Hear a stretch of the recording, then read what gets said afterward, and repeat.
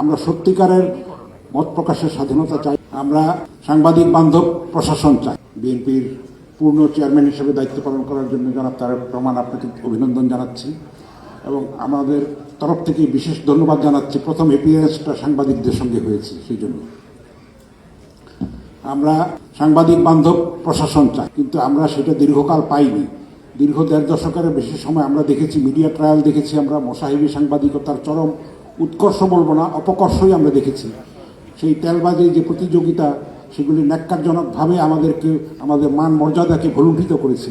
আমরা media trial দেখেছি, জিয়া পরিবারের প্রতি যে বিষোদ্ঘাত দেখেছি, আমরা -2 ফর্মুলা আমরা দেখেছি।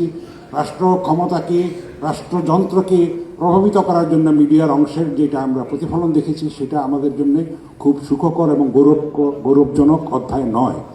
আমরা সেগুলির পুনরাবৃত্তি চাই না। একটা নতুন বাংলাদেশ বিনির্মাণের আমরা একটা সুযোগ পেয়েছি, সেটা আমরা যদি সদ্ব্যবহার করতে পারি তাহলে ইতিহাসে আমরা ভবিষ্যৎ প্রজন্মের কাছে আমরা সম্মানের সঙ্গে আমরা আমাদেরকে স্মরণ করা হবে। যদি আমরা ব্যর্থ হই তাহলে আমরা খলনায়কে পরিণত হব।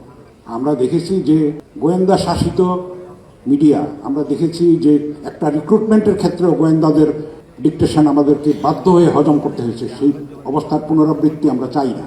আমরা সত্যিকারের মত প্রকাশের স্বাধীনতা চাই, যেটা শহীদ জিয়াউর রহমান, বেগম খালেদা জিয়ার সময় আমরা পেয়েছি।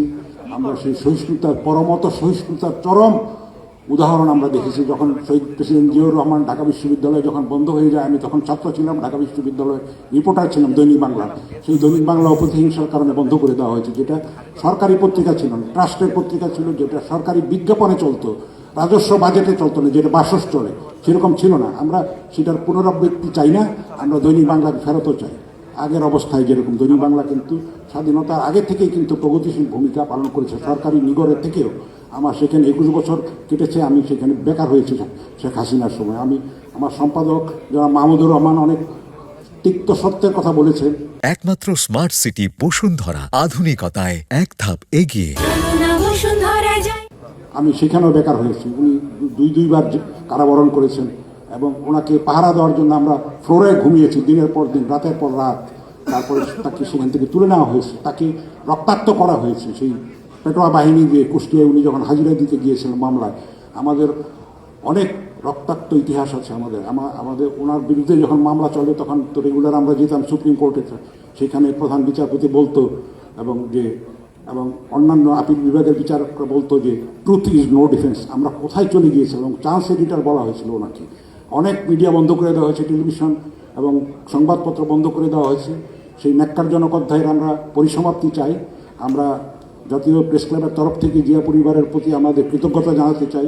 আমাদের এই জাতীয় প্রেস ক্লাবকে স্বাধীনতার পরে শিল্পকলা একাডেমিতে এক টুকরা জমিতে আমাদের উচ্ছেদ করে স্থানান্তর করার চেষ্টা হয়েছে। আমরা সেটা প্রতিবাদ করেছি। শহীদ প্রেসিডেন্ট জিয়াউর রহমান বলেছেন যে আমাদের নিজেদের অর্থায়নে, আগা খানের কাছে আপনারা কেন যাবেন, আমাদের নিজেদের অর্থায়নে আপনাদের এই অনুষ্ঠান হবে। এবং জমি আমাদেরকে দিয়েছেন, বেগম খালেদা জিয়াও দিয়েছেন, এবং অবকাঠামোগত উন্নয়নে যে অবদান রেখেছেন জাতীয় প্রেস ক্লাবের তরফ থেকে আমরা সেই কৃতজ্ঞতাটা জানাতে চাই। এই সুযোগে আমরা আশা করব যে আজকে আপনি প্রথম আমাদের সঙ্গে মিলিত হয়েছেন এবং ঘন ঘন আমাদের সঙ্গে ইন্টারাকশনের সুযোগ হবে। তাহলে আপনারা উপকৃত হবেন, আমরা উপকৃত হব। আমরা কিন্তু কেউ কারো প্রতিপক্ষ নই, সবাই আমরা দেশপ্রেমিক, সবাই আমরা দেশে ভালো চাই। আমাদের উদ্দেশ্য সাংঘর্ষিক নয়, আমরা পরিপূরক। আমরা ওয়াচডগ হিসেবে আপনাদেরকে বস্তুনিষ্ঠভাবে দায়িত্বশীলতার সঙ্গে আপনাদের ভুল ত্রুটি আমরা ধরিয়ে দিতে চাই। সেই সহনশীলতা, আপনাদের যে ঐতিহ্যের যে পরম্পরা আছে সেটা রক্ষা করে আপনারা আমাদেরকে সেই সুযোগটা দেবেন। আমরা গত 16 মাসে দেখেছি যে প্রধান উপদেষ্টা একবার মাত্র সম্পাদকদের সঙ্গে মিলিত হয়েছিলেন 3রা সেপ্টেম্বর।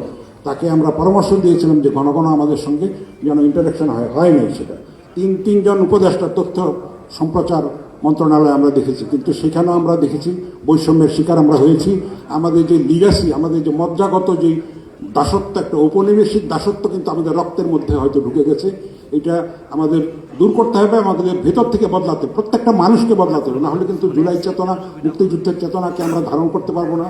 মুক্তিযুদ্ধের চেতনা তো একটা ক্লিশে শব্দে পরিণত হয়েছে, এটাকে নিয়ে ব্যবসা করা হয়েছে, ইতিহাস বিকৃত করা হয়েছে। আমরা প্রকৃত ইতিহাস আমাদের উত্তর প্রজন্মের কাছে উপহার দেব। একটা অনেক বড় সুযোগ হয়েছে। আপনাদেরকে আবারও ধন্যবাদ জানাচ্ছি, কৃতজ্ঞতা জানাচ্ছি। অনেক ধন্যবাদ।